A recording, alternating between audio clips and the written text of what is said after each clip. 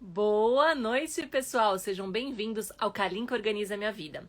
Hoje, como uma convidada super especial, a Simone, e ela é uma especialista em rotina doméstica, em rotina escolar e também personal organizer. Então, sejam muito bem-vindos.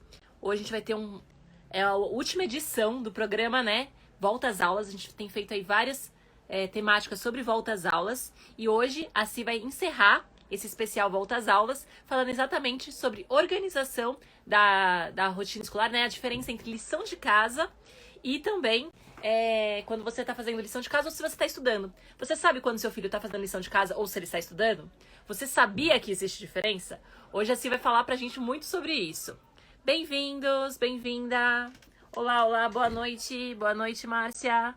Boa noite, pessoal, sejam muito bem-vindos. Nossa convidada já chegou. Oi, Cir, peraí, vamos lá já chamar ela. Boa noite, pessoal. Sejam muito bem-vindos ao Kalinka Organiza Minha Vida. Vamos chamar a nossa convidada. Deixa eu ver, o som tá bom para vocês? Sinalizem aí para mim, por favor. Oi, Cir! Oi lá, tudo bom, Kai? Tudo Obrigada com pelo você? convite. Tudo firme. Então, tá bom. Eu que agradeço por você ter aceito o convite. Tô falando que você está encerrando o especial de fevereiro, volta às aulas. E eu fiquei muito feliz quando você aceitou o convite, porque eu falei, a gente precisa falar desse assunto. Nossa, que honra poder encerrar um mês de Kalinka Carvalho. Ah, que linda! A gente já tá ensaiando, né? A gente fazer um bate-papo assim faz tempo, Nossa, né? faz tempo, né? E A hora quem do sabe sono. mais pra frente a gente consegue até fazer um presencial legal, né? Ah, com Mais pra certeza. frente. Não, a gente vai fazer. Tá complicada a coisa. Aí, voltando né, picos aí altíssimos, mas a gente vai se organizando aqui para dar Com tudo certo no certeza. final. É isso Então, aí. tá bom. O pessoal tá falando que o som tá bom. Você tá me ouvindo bem? Eu tô, Então, tranquilo. tá bom. Boa noite, pessoal. Sejam muito bem-vindos.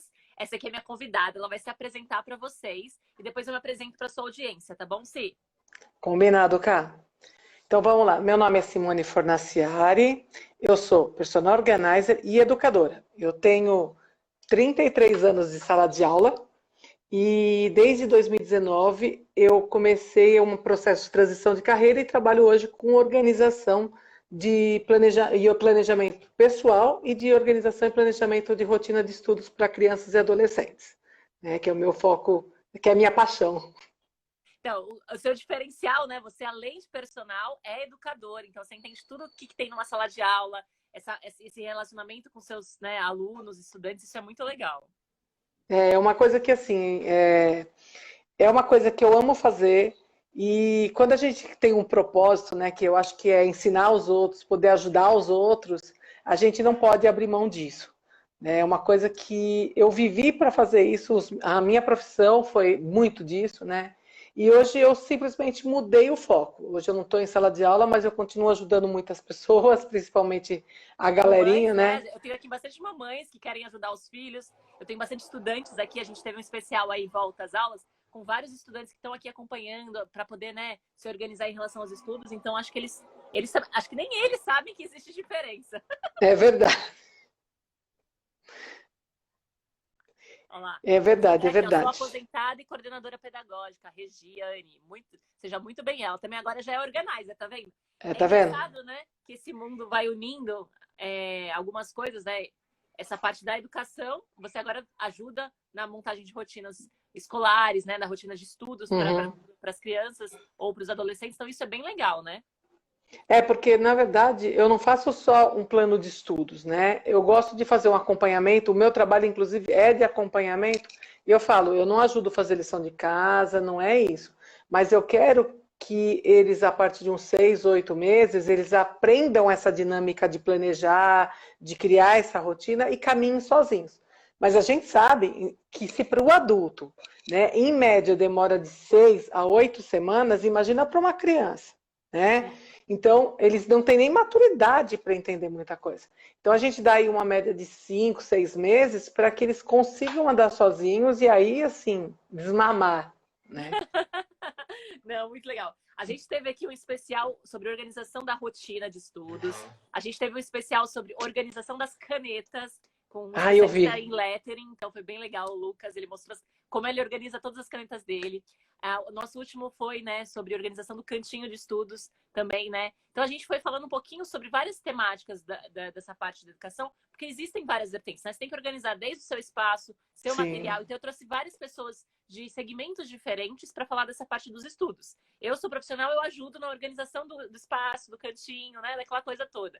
Aí eu trouxe o pessoal da Finideia para falar um pouquinho sobre, né, os produtos, materiais. E Uhum. hoje a gente está muito curioso para saber por que essa história. A gente começou a conversar disso há um tempinho atrás, né? Você sabe, É eu vi verdade. um post seu falando sobre o assunto e achei super legal essa temática. Eu queria saber aqui do pessoal que está aqui se eles sabem que tem diferença, qual é a diferença, se eles vão chutar alguma coisa aí. Mas fala que professor não vale falar, hein? Tá, professor coordenador não pode falar, tá? Quem é professor coordenador que está nos ouvindo aqui não pode falar.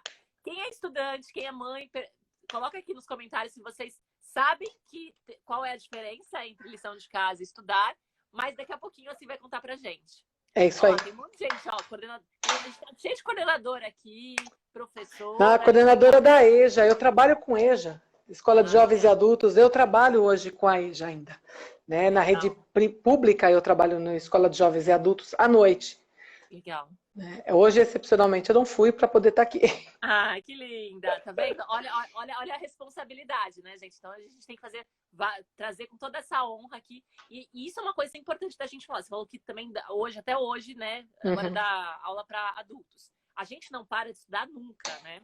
Sim. Não, e nem tem. Acho que assim, estudar, ele não é só ligado à sua profissão, né? Eu acho que quando você lê um jornal, lê uma revista, você está lendo um livro, qualquer coisa, você está aprendendo, você está estudando. Né? Independente do que é, eu acho que esse é o grande ponto num primeiro momento, né? A gente se vincula muito o estudo à lição de casa, ou então, eu vou estudar não sei o quê. Mas assim, a A gente estuda a vida escola, a inteira. A gente gente liga estuda a vida inteira. estudar a escola. Isso é o que você falou. Às vezes É, a gente está pesquisando um assunto, a gente está estudando. A gente está procurando conhecimento, está lendo um livro, a gente está estudando. Então, ó, o pessoal aqui e não. você sabe, pode terminar. Não, pode falar.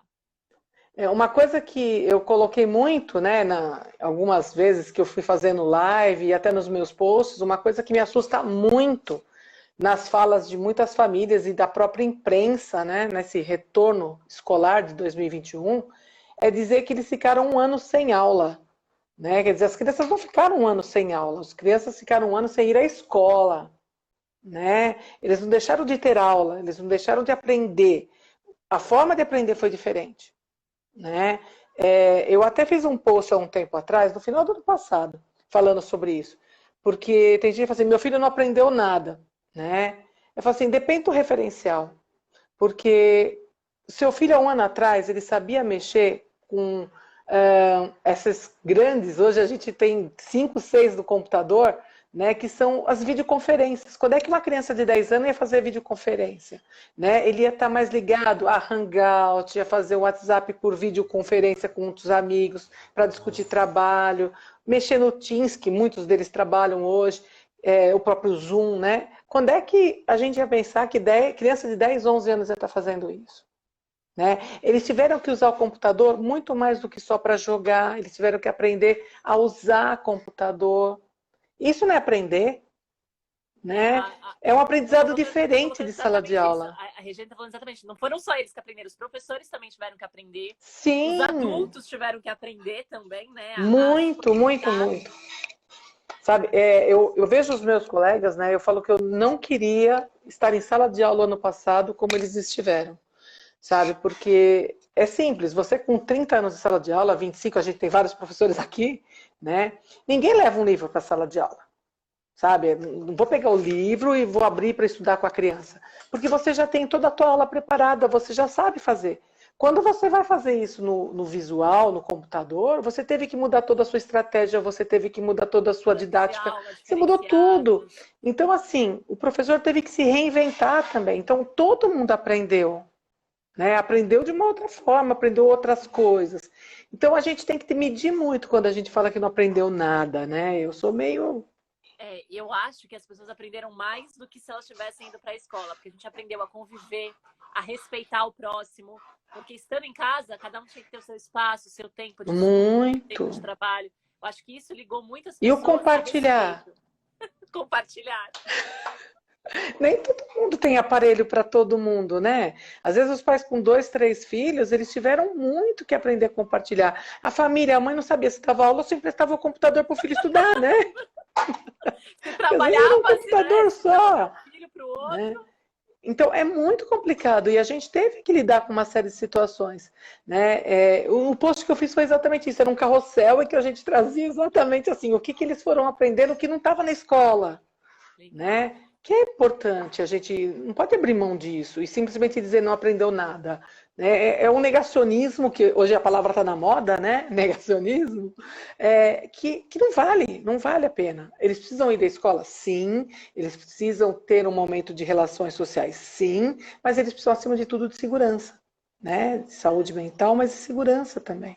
Segurança sanitária. Tem pessoas que têm dificuldade em estudar sozinho, né, sem um acompanhamento, e aí tiveram que lidar com essa frustração. Eu lembro que eu, quando fiz faculdade, eu tinha de sexta-feira era aula online.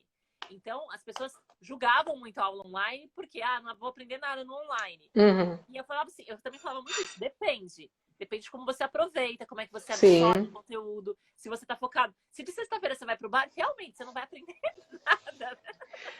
Então, e você reparou que, assim, eu não sei a todas as escolas, mas as escolas que eu acompanho, né, a do meu filho, por exemplo, eles disponibilizavam aula gravada para você, inclusive, reassistir, né? Então, é que eu falei assim, gente, desde quando você tinha a oportunidade de assistir aula 2 vezes? Se você tivesse dúvida, Sim. né? Quer dizer, é uma outra coisa que vem contribuindo aí também, né? Existem várias coisas que a gente pode dizer que foram pontos positivos e que algumas escolas vão incorporar, outras não, né? Eu vi muito envolvimento dos professores, inclusive em aulas híbridas mesmo, professor fazendo aula interdisciplinar, porque como eles estavam com 2, 3 turmas, né? Então você tinha o professor, a escola do meu filho mesmo, a professora estava falando da guerra civil espanhola, junto com o professor de arte falando de Picasso, né? Então, quer dizer, olha só, Tem quando essa é que eles conexão. conseguiriam estar juntos se não estivesse no online?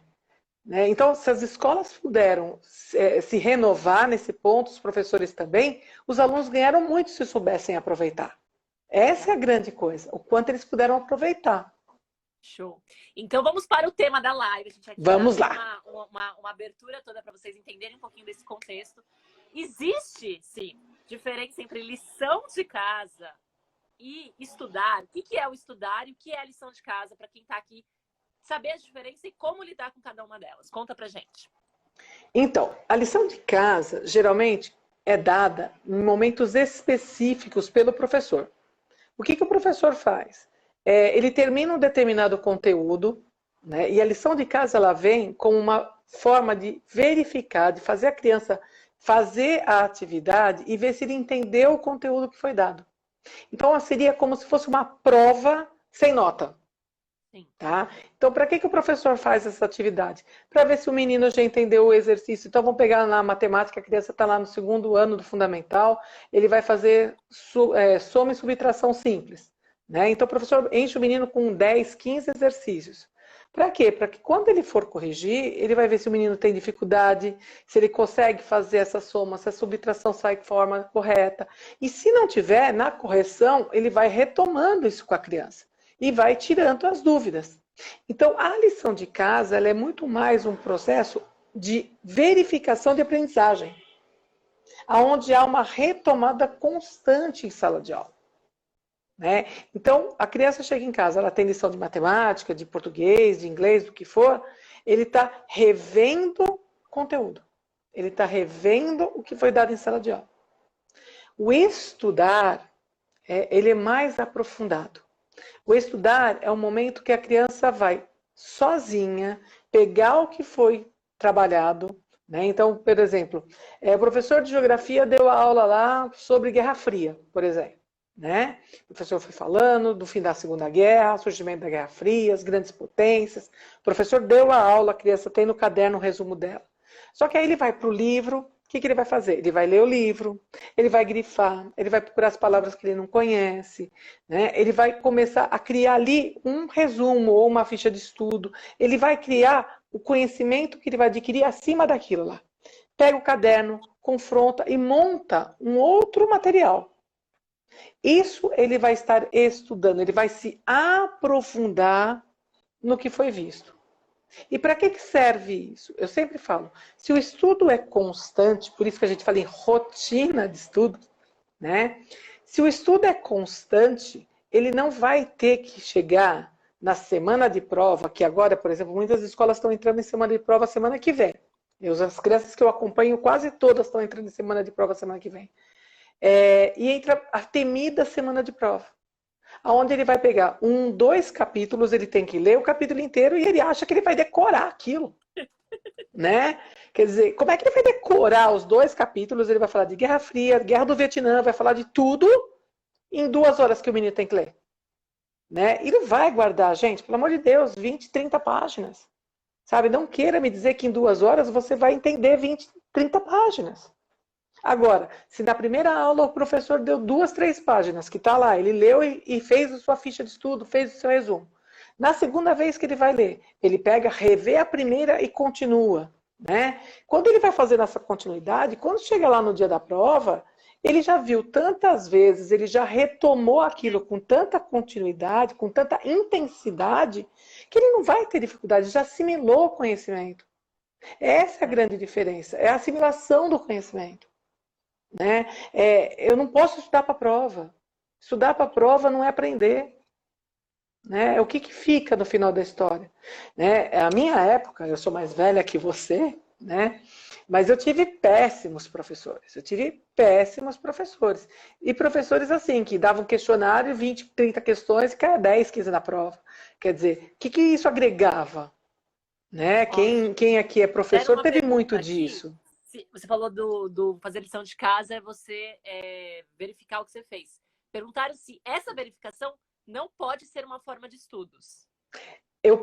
Se eu pegar no meu site, eu tenho uma frase que para mim é fundamental. Eu ponho assim, lição de casa não é estudar, mas faz parte do processo. Então entendeu? Faz parte, mas faz parte do processo. Então, foi o que você explicou, legal. Né? Por quê? Porque quando você está fazendo a lição de casa, é o seu primeiro estudo. Mas ele não pode ser o único.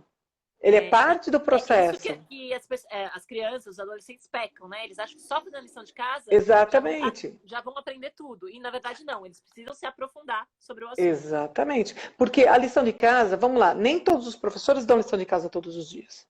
Certo. Geralmente, quem tem filhos em idade escolar sabe disso. O mais normal é português e matemática. Até porque eles têm um maior número de aulas. Então, isso acaba avolumando mais lição de casa. Professor de História, Geografia, Ciências, geralmente eles dão lição de casa quando acaba o capítulo, ou quando acaba um tema específico. Então, o que acontece? Ele demora mais, ele tem menos aulas. Às vezes o professor de História tem 2 aulas, 3 aulas por semana. Até ele terminar um determinado assunto, ele não vai ficar dando lição picada. Né? Agora, o que o aluno pode fazer? E aí que eu falo, ele deu uma aula picada, né? Ele deu lá, falou... Vou pegar o caso do 6º ano. O 6º ano, nessa época, ele estuda pré-história. Né? Então, ele falou lá da Luzia, que foi encontrada lá na Serra do Capivari, lá na Serra da Capivara, lá no Piauí, que estava lá no museu, que pegou fogo no Rio de Janeiro, tal, não sei o quê, e conta a história da Luzia, que está lá na primeira, segunda página do livro. Se a criança chega em casa, por mais que tenha sido só isso a aula, e lê a primeira e a segunda página do livro, e vai fazer o seu resumo, vai fazer as suas anotações, primeiro que ele já se prepara para a próxima aula. Depois que ele já está com um conhecimento a mais para depois continuar estudando.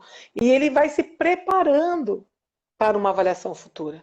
Né? Então, não é só fazer lição de casa. Quando ele tiver a lição quando o professor der o exercício mais lá para frente, ele já vai saber mais ou menos onde está dentro do livro, porque ele já leu, ele já releu. Né? E não é uma incógnita para ele ficar caçando a página do livro. Então, tudo isso é um preparo. Né? O estudar, ele é um preparo para o dia a dia. É um preparo acadêmico. Né? Quando a gente está na faculdade, o que, que é, às vezes, a gente está estudando, né? Quantos livros você tem que ler, quantos textos. E você também não lê de um dia para o outro. Você vai lendo, você vai fazendo seu fichamento, você vai fazendo as suas anotações. E na véspera da prova, o que, que você faz? Você lê seus fichamentos, você lê suas anotações. Né? Isso também é um caminhar. A gente não vive só de aula, e até porque na faculdade não tem lição de casa. Né? Você tem o quê? Eu tinha algumas, na minha faculdade eu tinha algumas. Mas sabe uma coisa, você estava comentando aí, eu me lembrei da época da faculdade, você falou de estudar, né? Um jeito que eu estudava na faculdade era chegar mais cedo e explicar o conteúdo para os meus amigos antes da prova. Então eu já fazia, isso era um jeito de eu estudar. Eu não sei se eles iam tão bem assim por minha causa, mas pelo menos eu já chegava ali explicando de um jeito mais fácil. Então, você falou aí que existem várias formas, que a lição de casa é uma, né? O começo de estudar. Tem o seu aprofundamento em casa, mais reservado. Eu inventava musiquinha pra tudo. E hoje tá na moda inventar musiquinha, né? Eu falo assim que quando eu trabalho com as crianças, uma das coisas que eu gosto de trabalhar muito é com a neurolinguística. Você vem da área de comunicação, né? Sim. Então, eu gosto muito de trabalhar com eles a ideia dos canais de comunicação. Porque nem todo mundo aprende da mesma jeito. Né? Que nem você precisava apresentar. Você, para eles, você falando e tudo mais, era uma forma de você se expressar. Aprender, né? O sinestésico, o auditivo, exatamente. O visual, tem muito disso. Exatamente. Então, assim, existem pessoas, eu sempre falo isso para eles, eu falo assim, você tem algum amigo que a impressão que dá é que ele dorme na sala, só que ele repete tudo que o professor fala e ele tira 10 na prova? Assim, aí às vezes algum fala, eu tenho. Eu falei, então, você não fica com raiva porque ele nem estuda e tira nota? Eu fico. Eu falei, então, mas ele é um dos casos raros, porque o auditivo é minoria, né? Eu tenho um auditivo na minha casa, que me dá raiva, porque às vezes ele tá de costa para mim, eu falo, você sabe o que eu tô falando? Ele vem e repete tudo que eu falo, quero morrer. Né? E ele fala, eu estudei a minha vida inteira, assim, eu nunca tive caderno, eu não tive nada. Né? E ele sempre conseguiu boas notas. Por quê? Porque ele tinha audição muito desenvolvida. Né? É o ligado do canal de comunicação dele, mas não é de todo mundo. Né? E eu tenho uma planilha que eu consegui, que a gente mostra exatamente isso. Quais são as características de cada grupo? Que é a melhor forma de estudar para cada um? Porque cada canal de comunicação tem um jeito mais fácil de estudar. Então, outro dia eu estava falando com o pai, que ele falou, eu já falei para o meu filho menor, por que ele não estuda igual a maior? Falei, então, porque eles não são iguais. Né? Às vezes o que é bom para ela não é bom para ele. Vamos tentar descobrir qual é o melhor caminho para ele. Então, é isso que muitas vezes a família não percebe. Que não é porque deu certo com a maior que vai dar certo com o menor. Né? Que o jeito de estudar dele é diferente do dela. E você está falando isso na parte de estudo, isso também funciona na organização pessoal.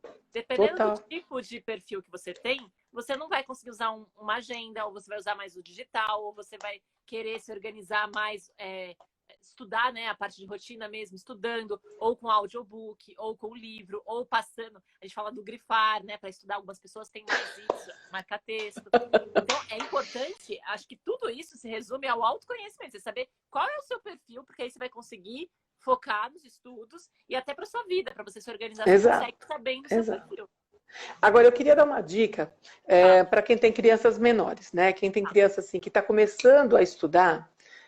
Você tem uma menina que está ainda na pré-escola, né? A Laís ainda é pequenininha. Ela nem entrou na pré-escola, ela ainda está no jardim. Mini maternal lá, né?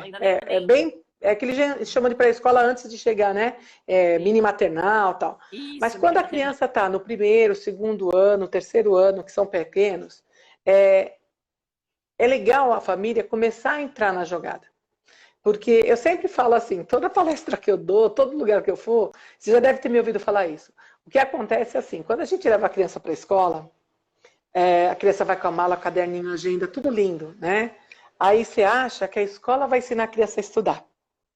E a escola acha que quem vai ensinar a criança a estudar é a família. Porque a escola está lá para... A escola está lá para quê? Para dar aula, para ensinar ele a entender o conteúdo, mas o estudar do dia a dia não é papel da escola. Né? Isso é a professora falando.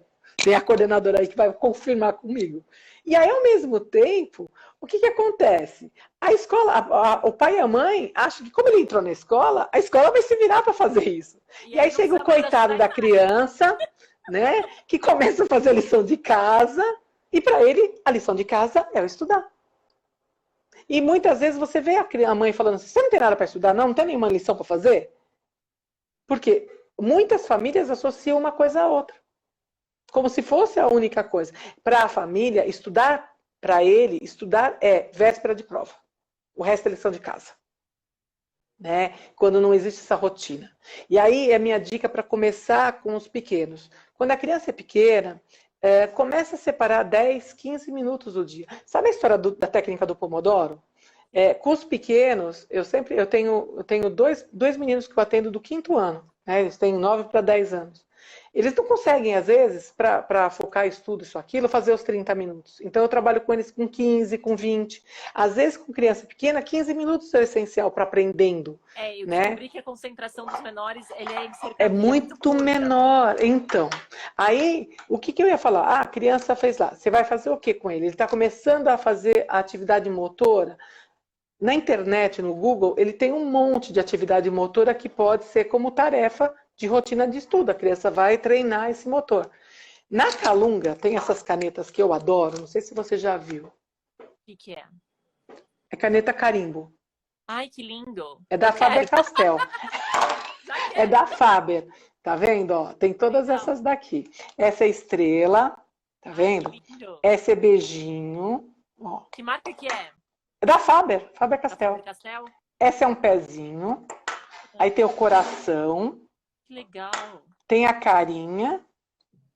E tem o trevo de 4 folhas. Isso aqui eu usava como carimbo no caderno dos meus alunos. Tá? Então é da época dos meus alunos. Mas por que é legal para o pai? A criança fez lá a rotina de estudo, fez a atividade bonitinha, põe um carimbo no caderno da criança. Sabe? Ai, ficou lindo, olha que legal. Então você estimula, você motiva. Aí amanhã ele vai querer fazer de novo. Por quê? Porque ele vai se sentir estimulado. E aí assim, olha, hoje você vai ganhar um trevinho, porque hoje não ficou tão bom. Então é uma sortezinha para você melhorar amanhã, né? Legal. Então essas canetas, muitas vezes, elas servem para estimular a criança. Né? Principalmente os pequenos, apesar de que, olha, eu vou te falar, os meus alunos, molecada de 12, 13, até os grandes de ensino médio, Mora, você não vai me dar um beijinho hoje? Vai me dar um beijinho hoje? Eu não ganhei um beijinho no caderno, né? Então, assim, são coisas bestas, mas fazem uma diferença enorme para a criança e para quem está acostumado, né? Eu acho isso muito legal para os pequenos. Trabalha com tempos curtos e faz isso. A Shane comentou, meu filho faz lição de casa e faz fichas técnicas do dia de aula com resumo que aprendeu, deu muito certo para ela. Exatamente, exatamente. Tem uma galera agora, hoje, até outro dia um menino veio falar comigo, tem uma galera de 3º ano do ensino médio, que eles estão pegando essas fichas de estudo.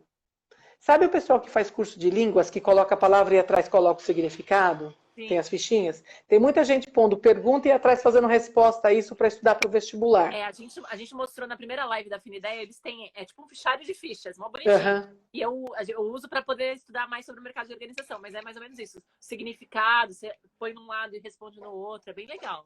Mas eu até falei, eu acho que a ficha de estudo que nem o filho dela faz, como resumo, é uma coisa. Essa ficha de organização, eu me preocupo um pouco. Por quê? Porque a maior parte dos vestibulares, eles trazem questões contextualizadas. Elas não são objetivas como as perguntas para estudar. Então, eu acho que uma ficha técnica com resumo funciona mais do que uma pergunta e resposta. Tá. Por conta do tipo de avaliação que eles têm no vestibular. Para quando são respostas objetivas. Isso. Porque assim, por exemplo, se você faz toda uma... vou pegar um exemplo. A gente tem aí, a semana passada se falava muito da nave que aterrissou em Marte. Sim. Né?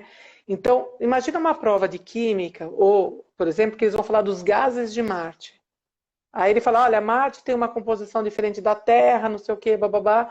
Né? E ele faz toda a questão. Onde está no decorado lá da pergunta e da resposta? Se você tem uma ficha técnica, uma ficha de estudo bem feita, você consegue fazer essa comparação. Se você simplesmente fez perguntas e respostas objetivas, você não consegue fazer esses paralelos. Porque ela está muito focada, enquanto a outra é mais ampla. E hoje os vestibulares cada vez mais estão contextualizados. Então tem que ter muito cuidado na hora de estudar para não ficar só nessa pergunta e resposta, que isso não, às vezes nem sempre vai contribuir. Pode ser bom para o dia de parece que não prova. aprofunda, né? Exato, fica na superfície, entendeu? E isso tem me preocupado, porque muita gente está jogando essas questões achando que é o máximo.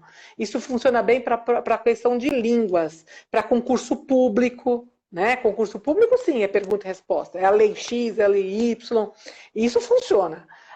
Agora, para provas que são mais empíricas, provas que são mais contextualizadas, isso não funciona. Ó, a Regina Leitão tá falando assim: meus filhos só estudam na véspera e fazem as lições de casa e o portal da escola. Uhum. É o que a gente falou, ele faz a lição, estudar, volta, não vira estudo, né? Quando ele faz na véspera da prova, a única coisa que ele faz é uma revisão rápida do conteúdo, não foi estudo, porque não dá tempo, sabe? Ele não vai conseguir adquirir, guardar tudo, é impossível, é impossível, né? Máximo que ele vai conseguir, e aí é o que muitas vezes você vê os meninos passarem horas querendo fazer um resumo de 2, 3 capítulos, aí eles ficam com esse resumo lendo, leva para a prova, fica lendo, e não sei até onde resolve, porque Olha, se fosse assim eu acho todo que mundo quando tinha a gente 10. aprende, a gente leva pra vida. Eu, por exemplo, até hoje, eu sei todas as capitais do Brasil, porque eu inventei uma música naquela época e até hoje eu sei cantar. E eu falo assim, realmente, eu aprendi tanto. Eu trouxe a música para minha raiz que eu hoje já decorei. Então, assim, quando você fala de estudar, é aprofundar esse conteúdo e é você não esquecer, né? As pessoas Exato. fiz lição de É que tem casa. coisa que tem que ser na base do decoreba, que nem as capitais do Brasil não adianta. Né? Você pegou uma questão muito complicada, porque eu sou professora de geografia. Um dia eu canto só pra você. O pessoal tava querendo que eu cantasse ao vivo a minha musiquinha. Eu falei, não, eu não vou cantar, porque ao vivo não. Mas aí eu canto pra você ver a minha musiquinha, tá bom? Mas você sabe que, ó, outro dia, a minha filha é advogada e ela estava com um processo de Rondônia, né?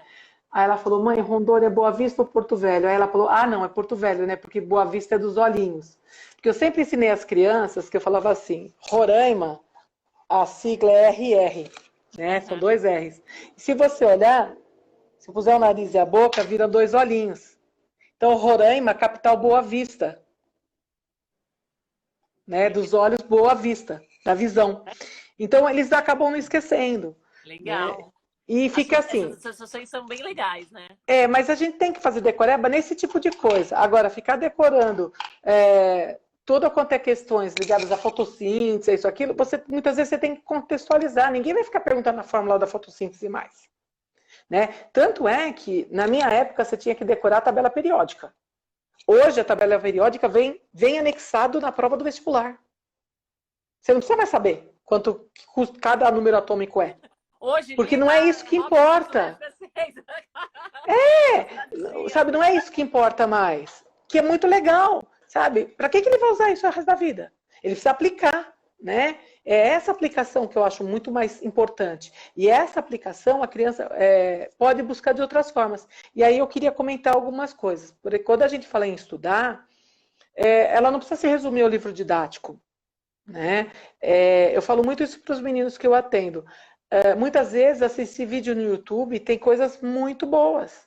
Né? É uma forma de você rever, é uma forma de complementar. Fazer exercícios, né? Você colocar no Google qualquer exercício de qualquer matéria, vem exercícios, inclusive, com resposta. Né? Então, isso te ajuda, por exemplo. Né? Então, você está estudando, por exemplo, vamos voltar à questão da Guerra Fria, né? Exercícios sobre Guerra Fria. Quando você coloca, e pode pôr lá até com respostas, ele vai te trazer vários links, né? Geralmente o Mundo Educação tem vários que tem, e ele já vai te trazer isso. Então você pode estudar a partir deles. Hoje tem um site muito legal que eu adoro, e dá para desde o fundamental até o médio, que chama Racha Cuca. É um site. Ele tem quiz de tudo quanto é matéria, de tudo quanto é conteúdo. E é uma forma das crianças brincarem e tá revendo conteúdo. Sabe? Então, isso ele não está estudando? Ele está estudando. Ele pode fazer as anotações dele em cima do quiz, ele pode fazer a anotação dele em cima do vídeo que ele está assistindo.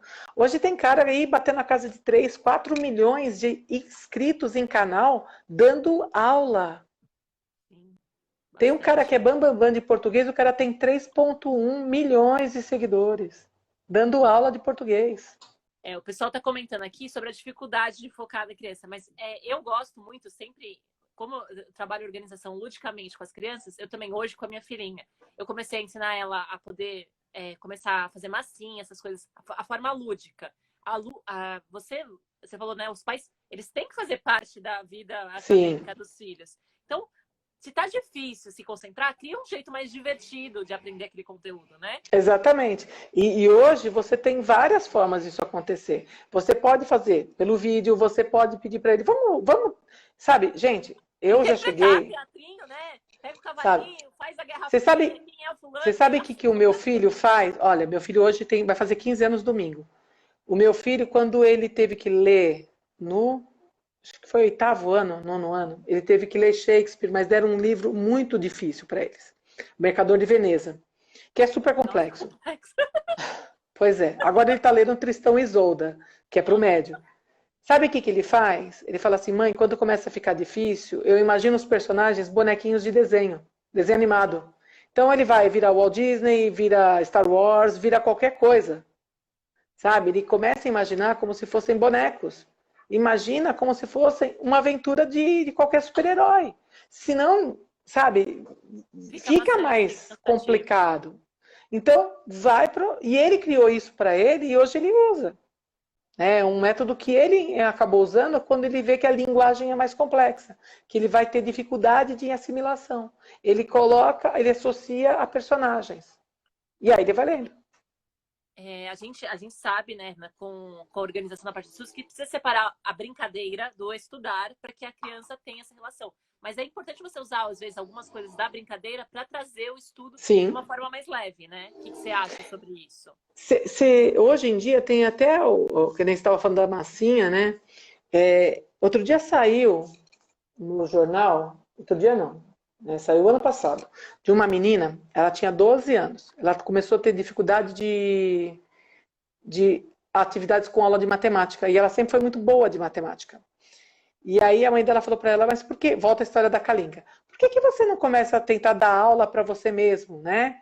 E aí a menina começou a fazer isso como se fosse dar aula, ela criou um canal do YouTube, e ela começou a dar aula, inclusive, para os amigos dela, Legal. sobre a matéria. E a menina virou assim, sabe, um fenômeno, porque ela começou a fazer de forma divertida. Ela editava o vídeo, então ela falava para ela mesma, uma era professora, era outra aluna, porque ela estava no meio da pandemia, e a menina se desenvolveu super legal na matemática. Foi só um insight da mãe. Por que você não tenta fazer desse jeito? Foi só isso que a mãe falou. Então, às vezes, cada um conhece seu filho e sabe onde ele é bom. Né? Às vezes um é melhor no vídeo, o outro é melhor para outra coisa. Então, veja o que ele é bom. De Um repente, seu canta, filho o outro dança, o outro desenha. E interpreta. se ele desenha, né? Às vezes, olha, desenhar. Desenha. Você já pensou em desenhar história em quadrinhos sobre uma questão Eu tinha, histórica? tinha um amigo que Né? fazia isso. Ele fazia todas as a Guerra Fria, você falando de Guerra Fria, eu lembrava dele. Ele fez um gibi contando a Guerra Fria e ele, como Olha que desenhava legal. bem pra caramba, ele fez os desenhos. Ficou muito legal. E depois a gente quis colorir, aí a gente fez um impresso, aí todo mundo quis estudar com o gibi dele, foi um barato. E olha que legal, quer dizer, e você vai falar que ele não aprendeu, né? E Nossa. todo mundo E foi um que acabou orgulho se de deixar envolvendo. uma coisa para os outros amigos também, né? Ele ficou Exato, super né? famoso. E isso é muito legal, quer dizer, a gente tem que tentar ver qual é o grande, é, qual é a grande parte que seu filho tem. Eu esqueci a palavra agora. O que ele tem de bom, né? Que você consegue estimular para que ele estude de algum jeito. Não precisa ser sempre como o outro estudou, né? Volta aquela história. O que o pai estudou de um jeito não vai estudar do outro. E aí, Essa foi uma outra pergunta que fizeram aqui. Acho que deve ter sido de um pai, porque ele perguntou exatamente isso. O que eu aprendi não é o que meu filho aprende. Como eu vou não é do explicar para mesmo ele, jeito. ajudar ele a estudar? É. É exatamente porque a gente aprendeu de uma forma muito mais objetiva e hoje eles aprendem muito mais de uma forma ampla, olhando para o mundo. Então é uma visão muito diferente, né? E aí eu queria até comentar uma outra coisa. Eu fiz até um vídeo, está no meu YouTube sobre isso até. E tem muita gente que fala que é a bendita das crenças limitantes. Sim. Né? Porque muitos pais acabam travando o aprendizado do filho por conta de crenças suas. né? Eu ouvi muito isso em anos de escola, assim, o pai virar para mim e falar assim, professora, não adianta. Meu filho nunca, eu nunca fui bom de geografia, meu filho também não vai ser, né? Já joga a Ou culpa pra ele, né? ou eu nunca fui bem de matemática, ele também não vai ser. Agora, uma coisa é uma coisa, outra coisa é outra coisa. Que nem disse o pai, são tempos diferentes, são formas de ver diferente, né? E outra, a sua dificuldade de matemática pode não ser a dele. Ele só não foi estimulado, né? Você viu a menina? A menina estava com dificuldade, foi lá, ultrapassou a dificuldade, e hoje explica para todo mundo, faz canal no vídeo e tudo mais. Agora, isso depende do quê? Da gente estimular a criança no momento certo. Você não pode virar e falar, filho, tudo bem porque eu também não sei. Você nunca vai poder falar isso para a criança. Isso é difícil mesmo, né? Sabe? Algumas falam que os pais falam, eu não sei explicar não, pergunta para sua mãe, ou pergunta para seu pai. Pois é. Eu não sei. Você sabe que a minha filha, quando estava no ensino médio, ela falava muito para isso. Para que eu tenho que estudar biologia? Eu detesto isso, não vou usar nunca. Eu falava assim, pelo menos para passar no vestibular. Sabe, eu não vou falar para ela, eu também não gosto, não serve para nada. Não, você vai precisar para vestibular. Depois, se você não quiser, ok. Mas até lá, você vai precisar saber. Vai ter que entender. Faz parte do processo. Não, mas é legal, porque tem muito estudante que fala isso, né? Vou aprender isso para quê? Não vou usar na minha vida. Mas quando você contextualiza, você vai usar o que você aprendeu na contextualização para o futuro. Seja uma fotossíntese, você vai saber por que a planta está morrendo ou não. Você vai saber se ela está precisando de sol ou não. Algumas coisas você vai associar, mas se tiver contextualizado, não aquela decoreba, né? Pois é, mas aí que tá. Então, vamos lá. Se eu pegar um caso de geografia, né? Quem disse que num curso de geografia a pessoa vai estudar física e química? E ela tem que estudar física e química. Porque se ela vai estudar rocha, se ela vai estudar solos, ela tem que estudar toda a composição química. Se você estuda astronomia para ensinar para criança, astronomia, toda a parte do movimento das marés e tudo mais, é física. E aí? Se você tiver que entender gráfico e ensinar para a criança a fazer análise de gráfico, que está muito ligado à geografia, é matemática. E aí você vai falar que eu sou das humanas? Não tem jeito de escapar. Percebe? Então, assim, não dá para dizer, eu não vou nunca mais olhar para isso. É muito complexo. Por isso que a gente tem que estudar sempre, a gente tem que estudar um pouco de tudo, a gente tem que conhecer tudo. Hoje a gente fala, né, o ser humano tem que ser global. Sim. A gente está aprendendo sempre, às vezes a gente começa um emprego novo ou começa a trabalhar com alguma coisa, você vai pegando o que você já aprendeu na vida, seja na escola, na faculdade, qualquer coisa, para poder colocar ali em prática e colocar as coisas para funcionar. Eu acho que tem uma coisa que, pelo menos eu sinto que antigamente se usava mais e hoje muito pouca gente trabalha com as crianças, né? Você ainda é da época que existia na Folha de São Paulo de domingo e no Estadão o bendito jornalzinho da criança, que era a folhinha e o estadinho. Isso era muito legal para as crianças e hoje a gente não vê criança usar esse tipo de jornal, né? Não vê nem mais eles não lendo jornal, né? Pois é, e mesmo que fosse digital, não existe mais esse tipo de coisa para as crianças, que era um estímulo para ele aprender a lidar com o jornal, para ele saber depois, né, manusear. Eu acho que também se foi deixando um pouco isso de lado, né? E se deixou a criança sem esse tipo de material. E hoje a gente percebe que faz falta, né? Não se investe mais nesse tipo de coisa para a criança, mesmo que fosse digital. Eu acho que tinha que ter, sabe? Envolver mais a criança em questões mais ligadas à atualidade. Ela faz parte desse mundo, né? Eu acho que isso é uma coisa que estimula. Eu, por exemplo, eu faço muitas atividades com a minha filha em relação à aquarela, em relação à massinha, só que eu sento com ela e eu vou ali. É o momento que eu tô sentada com ela, eu não tô ligada com nada, com o celular.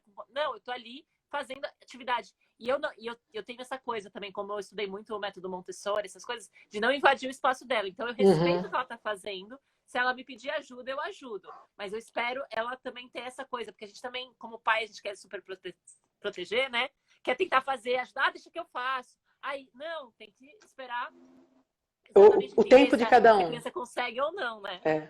Aí você sabe que você falou agora do tempo de cada um e esperar a coisa. Quando meu filho tinha, acho que uns 2 anos e pouco, ele começou. Cheguei no quarto dele um dia, quando eu vi, ele tinha uns desenhos na parede. Eu falei, não acredito, fui lá, limpei. Aí depois eu vi outro desenho no quarto, fui lá, limpei. Aí depois eu falei, filho, o que você fez esse desenho? Aí ele foi me explicando cada desenho o que era. Eu falei, como é que eu vou apagar o desenho do menino? Resumindo, o quarto dele, até uns 3 anos e pouco, ele era todo desenhado nas paredes. Eu deixei, então ele tinha giz de cera e ele desenhava nas paredes todas. Então ele desenhava, na época minha filha devia ter uns 12, 13 anos, a Mari desenhava, as amigas dela vinham em casa desenhavam na lousa, né, na parede. As paredes eram todas pintadas. Uma vez veio uma menina aqui do prédio, ela subiu e aí depois a mãe veio buscar, ela falou assim, mãe, vem ver o quarto do Luiz. Aí ela olhou, olha mãe, a mãe dela deixa. Foi só isso que ela falou, a mãe dele deixa, sabe? Aí chegou uma hora que ele cresceu, a gente falou, bom, agora já tá bem feio esse quadro, vamos pintar? Aí a gente combinou, vamos escolher uma cor, já não tinha mais idade, você já sabe desenhar no caderno, beleza. Mas foi uma época muito legal, eu me arrependo de não ter fotografado. Isso é. Porque eu acabei não fotografando, sabe? E era uma parte importante da vida dele naquele período, sabe? Foi muito legal. Eu aqui, quando começou a pandemia, a primeira coisa que eu fui fazer foi comprar um papel contact preto e eu colei nas portas do quarto da minha filha. Ela nunca tinha desenhado na vida e comprei giz. Então, nesse 1 ano que a gente está passando aqui em pandemia, ela começou fazendo os primeiros rabiscos, agora ela já está fazendo círculos e é legal acompanhar a evolução e deixar ela explorar. Então eu falo, e ela fica pedindo pra mim fazer um desenho, ela tenta copiar, e ela fala, isso aqui é a mamãe, é um rabisco, mas é a mamãe. Eu, nossa, que mamãe legal que você desenhou, é muito divertido. E aí você vai deixando ela ter essa liberdade, né, do que ela quer fazer. Isso eu acho legal também. E não deixa de ser um estudo, só que é um estudo espacial, é um estudo daqui a pouco das cores, você não vai mudar.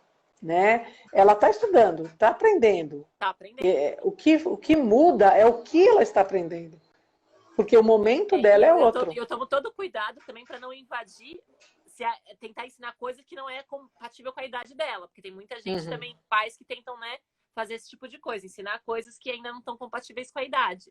A gente vê muito, você tem que aprender isso, porque na minha época eu já sabia isso, comparar, que você falou que não é o legal. Então, o pai foi de um jeito, a mãe foi do outro, a criança é completamente diferente. A gente está aqui para dar apoio para os filhos, ajudá-los a estudar, né? Incentivá-los a estudar. Você falou da própria de estudar sozinho, ele a fazer, se ele precisar da sua ajuda, ele vai pedir, né? E aí vai. Eu acho que é legal essa coisa. E eu acho que quanto menor você for dando essa autonomia, vai chegar uma hora que ele sozinho desmama, sabe?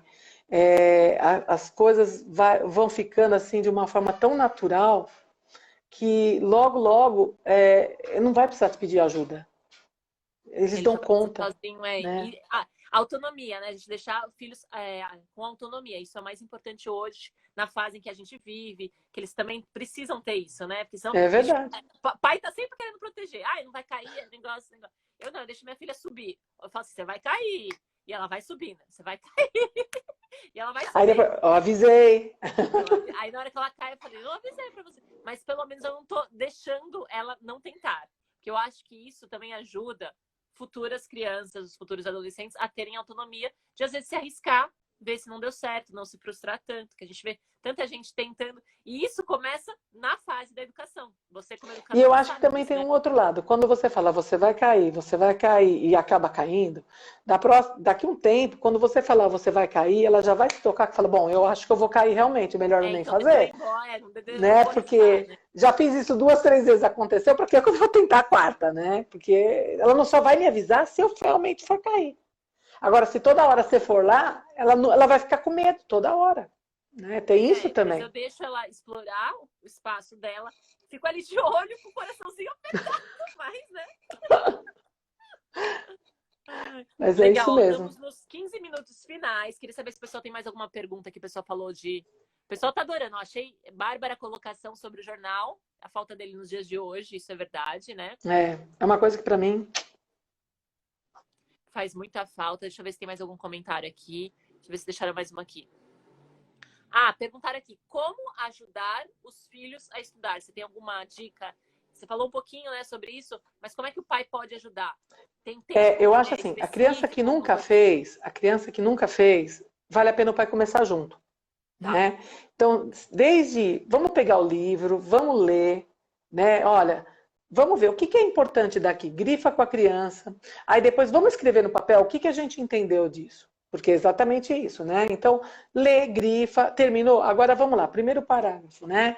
O que a gente vai entender disso aqui? Lê o que está grifado, como é que a gente pode escrever? Aí pede para a criança ir respondendo e vai escrevendo do lado.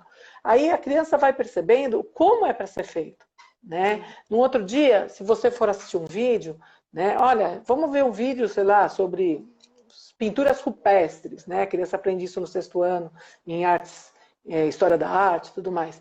Então, o que a gente vai fazer? Olha, vamos lá, vamos ver o vídeo. Nossa, será que a gente tem alguma coisa disso? Será que a gente já passou por algum lugar que tem esse tipo de pintura? Sabe, São Paulo tem, né? Outros lugares tem. Então, assim, onde que você já foi que tem isso? Traz para a criança a realidade dela. Muitas vezes a criança viaja, ela foi para lugares que existem coisas que ela está estudando e a gente não fala. Aí a criança não percebe que aquilo tem a ver com o que ela viajou. Faz a ligação, né? Então é importante. Coisa de mãe de professora de geografia, né? Sempre que a gente ia, agora meus filhos cresceram, mas quando eles eram menores, a gente ia, principalmente quando eu fui para o exterior, mas mesmo quando eu fiz questão de fazer cidades históricas com eles há um tempo atrás, eu fazia como se fosse um roteiro de viagem, mas eu contava a história de cada lugar, o que a gente ia ver, como a gente ia ver. Muito divertido ter uma mãe professora de geografia. Porque assim, como é que você vai para um lugar que você não sabe nem o que tem? Né? Eu gosto de viajar sem guia turístico, sabe? Eu gosto de ser minha guia turística. Eu monto toda a minha viagem. Então, a guia turística sou eu. Então, eu vou lá e vou levando para eles. Olha, vamos ver tal coisa, não sei o quê. E assim, a gente acabou aprendendo muito com isso. Sabe? Eu aprendo, eles aprendem. Você está falando aí da história, a gente tem a história do Brasil, então quando você vai para um lugar, olha, aqui foi onde aconteceu isso. Eu lembro que eu visitei o Museu da Independência pela primeira vez quando eu comecei a namorar, porque meu marido morava do lado e ele me levou para tocar violão para mim nesse lugar. Então, olha como marcou para mim. Foi a primeira vez que eu conheci o museu, nunca tinha conhecido o museu. Tipo, já estava com quase 18 anos e nunca tinha ido ao museu. Então foi legal essa história, porque associei, aí fui lá, conheci o espaço, conheci o museu e tal, e foi bem divertido, é bem legal isso. Você viu que tem uma mãe aqui que fez uma perguntinha, né? Como estimular um garoto que não gosta de ler? Então, eu acho que tem que começar primeiro assim, evita comprar o livro para ele. Vamos escolher um livro juntos que você tenha algum interesse? Então, vamos pegar o caso, né? Os meninos hoje eles estão muito ligados à questão do videogame ou futebol, né? Existem muitos livros que têm essa temática. Então, tenta estimular pegando algum livro que seja dessa temática. Quando meu filho era menor, a gente achou um livro que falava só sobre futebol, chamava Gol, inclusive. É uma coleção italiana que no Brasil vieram 6 volumes. Na Itália tem quase 30 volumes do livro. São livros para criança, só que o cara era espetacular o jeito que ele escrevia. Meu filho ficava apaixonado, ele leu todos os livros. E era só sobre futebol, entendeu? Você estava falando, você que indicou até lá, né, o livro da Marie Kondo. Esse é muito legal, da Marie Kondo para criança. Então, eu achei muito fofo, porque é a historinha da organização, né? Mas é legal que estimula. E assim, legal, né? Por que a gente ganha tempo arrumando o quarto, né? Porque ele fala, a quarto estava tão bagunçado que ele não conseguia brincar. Então, vamos organizar o quarto, né? E eu acho muito legal. Às vezes, buscar livros que sejam mais estimulantes para eles. Sim, alguma coisa. Né? O gibi eu acho que é uma saída num primeiro momento, mas tentar trazer para eles assim. E outra coisa, eu acho que nesse ponto eu sou meio chata, tem que criar um horário para ler. Sabe? Nem que seja mas isso não é só gibi. Para criança, não, para adulto também. Eu fiz um vídeo lá no meu canal de rotina de leitura. Se você é adulto e você quer passar a ler mais, você tem que criar horários. Isso não funciona só para criança. Para os adultos também funciona. Você tem que criar uma rotina, seja no horário do almoço, seja antes de dormir. Cria a sua rotina de leitura, se você vai conseguir ler mais livros. Meta do ano, todo mundo assim, quero ler 10 livros. Mas aí eles não Mas se não começar... Mas não tem rotina. Quando eu combino... E assim, para quem não gosta de ler, eu sempre falo assim, eu falo muito com esses meninos que eu atendo, né? Eu falo assim, você não está acostumado, você quer começar a ler? Não precisa começar a ler o livro inteiro. Separa 10 páginas por dia. Se você ler 10 páginas, eu falo para eles, 10, só 10. São 5 folhas. Num mês, são 300 páginas. Você já leu mais de um livro. né? Então, assim, eu não estou falando para você ler um livro por semana, eu estou falando para você ler 10 páginas por dia, porque eles vão criar o hábito da leitura, né? A Você gente sabe também que quando precisa incentivar, né? eu fui para Boston em julho do ano de 2018. E a biblioteca de Boston, que aliás, para mim foi a biblioteca mais linda que eu vi na vida até hoje, ela tem um projeto em que eles movem a cidade e eles contam quantas páginas de livro, né, quantas páginas a cidade leria no ano. É muito legal. Eles fazem um movimento com a cidade. Então as pessoas se inscrevem, né, para fazer parte do grupo, e aí eles vão falando, até agora já se leu X páginas de livro, tal, não sei o quê. E é Legal. muito legal, porque eles têm lá, e a biblioteca de lá, elas têm uma parte que é toda virtual, tem computador, tem espaço para pôr computador, para iPad, tem computador em si, mas assim, um estímulo à leitura muito, muito legal, que a gente não vê quase no Brasil, né? Que a pessoa pode se inscrever e ler de casa, e falar, olha, eu estou fazendo parte desse grupo de leitura, tal, não sei o quê, mas é muito legal. Aqui em casa eu estimulei desde pequenininha a Laís. Ela tem como o quarto dela é Montessori, ela tem um espacinho onde ela tem os livrinhos ainda ilustrativos, mas ela já tem gibizinho. Aí esses dias ela estava olhando o livrinho e ela me questionou porque a Mônica e a Magali não tinham sapato e o Cebolinha tinha.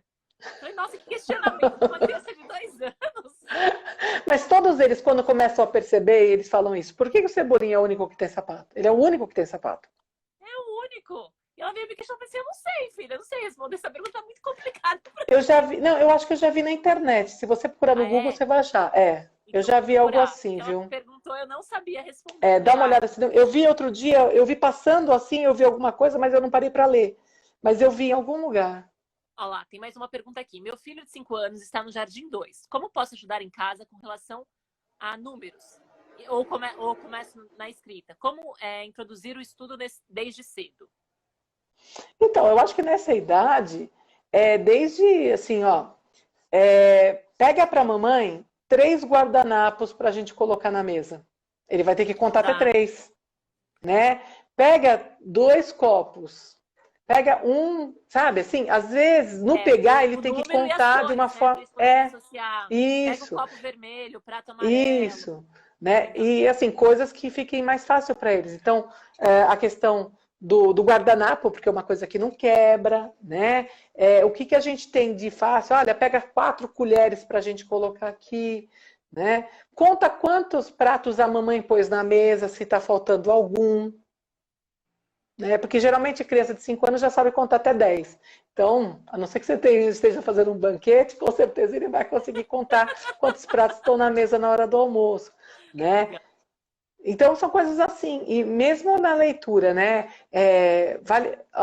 Eu gosto muito, muito, muito de brincar com forca. Forca. Jogar forca, assim. Tem um aplicativo de celular, um joguinho de celular, chamado Letroca. Você conhece? Não conheço. Eu tenho aqui. Você vai formando palavras, desde 3 até 7, 8, depende muito do coisa. Esse é aqui, ó. Ele vai abrir, tá? Legal. Esse é legal. E ele tem assim, você pode escolher, por exemplo, só coisas de roupa, só coisas de futebol, esportes. Tá vendo? Como chama? Letroca. Letra, né? Letroca. Porque vem de letra. É assim, ó. Eu coloquei pro pessoal. Eu tô pondo. Colocou? Que eles adoram aplicativos. Então, isso é muito legal. E para criança, isso daqui. A gente usava muito, às vezes a gente dava aula, às vezes a gente ia para aula de informática, essa coisa, e às vezes os meninos acabavam. Aí eles falavam assim, o que eu posso fazer? Pode abrir o Letroca. A escola já tinha o aplicativo e aí eles podiam ficar. Então a gente sempre tinha algumas coisas que eles podiam brincar. Né? Por quê? Porque eles ficavam sempre mais brincando. Entendeu? Legal. Então dá para fazer. Dá para a gente pensar, né? Olha, que letra começa o nome da fulano, do ciclano, como é que a gente pode desenhar, escrever? Eu gosto sempre da parte lúdica. Eu acho que quanto mais lúdico para os pequenos, melhor. Legal. Não. Ó, estamos finalizando. Nossa, já. Ó, muito rápido. Muito rápido. Foi uma delícia, dá vontade de ficar aqui. Maravilhoso. Inteira. Eu adorei, sim. Agora todo mundo já sabe a diferença entre lição de casa e estudar. Então agora todo mundo vai fazer a lição de casa, estudar. Quem for ajudar os filhos também vai ajudar da maneira correta, que assim contribuiu pra caramba hoje. Foi muito gostoso o papo. Eu adorei. Quero deixar agora seus momentos finais aí pra você dar seus recadinhos, falar dos seus projetos. O que você quer dar aí de recados finais pra galera? Então, quem quiser conhecer um pouco do meu trabalho, no site tem bastante dica, inclusive tem lá uma estrutura, inclusive tem um quadro mostrando como é que eu monto horário de lição de casa, horário de estudo. Se quiser dar uma olhada, tem lá como ensinar meu filho a estudar, tem vários textos do blog que pode ajudar, como Muito ajudar, legal. inclusive, tem um agora como se organizar para as avaliações, eu coloquei essa semana, então também tem algumas coisas, tem algumas dicas também no YouTube, mas está tudo no site, simonefornaciariorganizer.com.br. Entrando lá, pode se cadastrar na newsletter, toda semana tem novidade também. E tem vários textos, tem coisas que podem ajudar aí a molecada e os pais também a se divertirem aí nos estudos. Ó, a Ci dá várias dicas em relação à rotina, então quem aí tá preocupado, quer aprender mais, pode ir lá, porque foi muito bacana esse bate-papo super legal. E a gente vive trocando figurinhas, a gente participou junto da escolar, a gente falou de temas ali, né, sobre a importância dos estudos, da volta às aulas, então é legal você que está aí, mamãe, papai, ou estudante que está aqui no seguinte, saber como se organizar para os estudos para que você realmente aprenda de fato, né? Exatamente, poder ensinar as crianças do jeito certo. Legal, obrigada mesmo, Ci. Eu que agradeço o convite. Vamos nos fazendo mais lives aí. Já que com certeza virão outras. Mas obrigado por ter aceito o convite, por ter deixado lá os seus aluninhos de lado só para vir aqui conversar com a gente. Obrigada, Cá, obrigada pelo convite e até a próxima. Até, gente. Obrigado pela... Eles participaram muito, bastante, pessoal aqui. Hoje foi muito bom. Mesmo, foi bem, beijo, bem boa gostoso. Noite. Tchau, tchau. Beijo, gente. Depois fica o replay aqui, quem quiser assistir, depois vai lá pro canal do YouTube também. Beijo e até mais. Tchau, tchau.